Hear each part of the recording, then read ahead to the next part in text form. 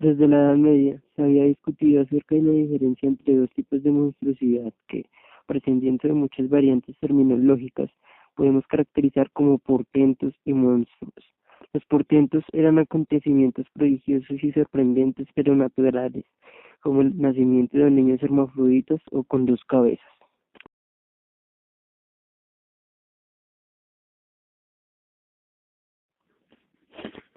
Existen causas diversas que dan origen a los monstruos. La primera es la gloria de Dios. La segunda es su ira. La tercera, un exceso de semen. La cuarta, una cantidad insuficiente del mismo. La quinta, la imaginación. La sexta, la hipertrofia o bien las dimensiones reducidas del útero. La séptima, la forma incorrecta en que está sentada la madre. Por ejemplo, cuando está encinta, permanece demasiado tiempo con las piernas cruzadas o recogidas contra el vientre. La octava, a causa de una caída o por golpes asestados al vientre de la madre encinta. La novena, las enfermedades hereditarias occidentales. La décima, la putrefacción o corrupción del semen. La undécima, la mezcla del semen.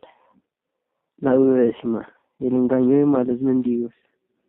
La decimotercera, son los demonios o diablos.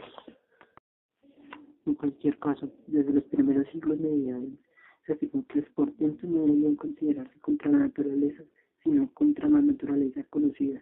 Esta era una opinión de Isidro de Sevilla. Vesalio decidió abandonar las enseñanzas de la anatomía tradicional para explicar y describir los órganos tal y como los veía. Este viraje hacia la realidad lo había dado primero la pintura. 50 años antes, Leonardo da Vinci había disecado 30 cadáveres humanos y había hecho dibujos fidelísimos. Recomendaba representar el cuerpo desde su interior hacia el exterior. Dibujaba primero los huesos, después los tendones, los músculos, ligamentos, nervios, vasos sanguíneos y finalmente la piel.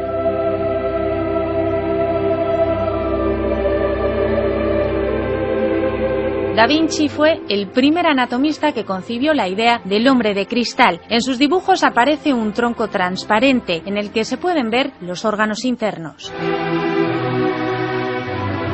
Vesalio elevó la docencia de la anatomía a un grado hasta entonces desconocido. El método moderno de la investigación anatómica actual se basa en la práctica de la disección sobre el cadáver humano, tal y como hizo él. Situó al hombre en el centro de su interés y abogó por una representación fiel de la naturaleza. Abandonó la anatomía tradicional para componer un nuevo tratado acorde con la realidad del cadáver, el Tratado de Anatomía, editado en el año 1543. Después de 3 años de intenso trabajo, se lo dedicó al emperador Carlos V. Eran 600 páginas y 300 grabados. La primera anatomía humana auténtica. Constituyó la primera obra científica y médica del mundo moderno.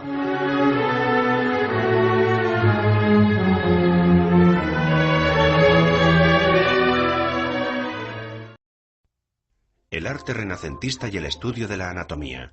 A lo largo del Renacimiento, los artistas desarrollaron muchos y diferentes estilos de expresión artística en comparación con la uniformidad reinante en la era medieval. Además, se esforzaron en crear imágenes y representaciones mucho más reales y verosímiles que las que los artistas medievales habían venido realizando.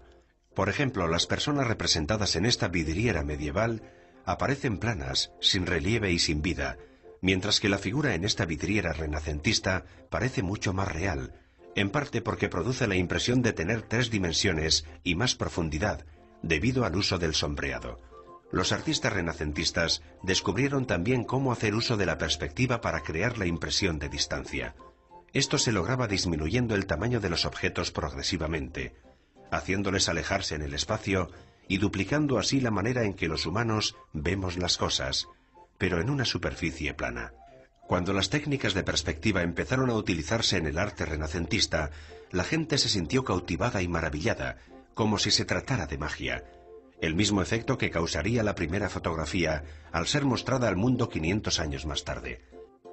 Pero la principal diferencia entre el arte renacentista y el medieval es que el primero prefería glorificar el cuerpo humano, al igual que hicieron los antiguos griegos y romanos, mientras que en el segundo, el cuerpo era con frecuencia considerado un obstáculo para la realización espiritual y, por lo tanto, nada merecedor de exaltación.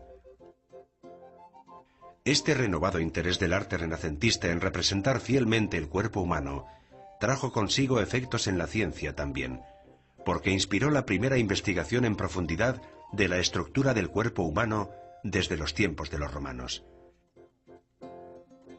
Durante la era medieval, abrir en canal un cadáver, incluso para realizar una investigación médica, estaba terminantemente prohibido. En consecuencia, el estudio de la anatomía humana en la época medieval era limitado y a menudo erróneo. Esto fue así hasta la llegada de un médico belga llamado Andreas Vesalius, considerado el padre de la anatomía moderna. Este audaz doctor se dedicó a recopilar cadáveres de las horcas y cementerios, y con cuchillos y otros utensilios realizó disecciones con el fin de observar detalladamente todos los detalles de la estructura del cuerpo humano. Sus concienzudas investigaciones fueron recopiladas en un libro con ilustraciones que inspiró a muchos otros a seguir sus pasos. Hoy en día, el estudio de la anatomía humana es la base de la medicina moderna.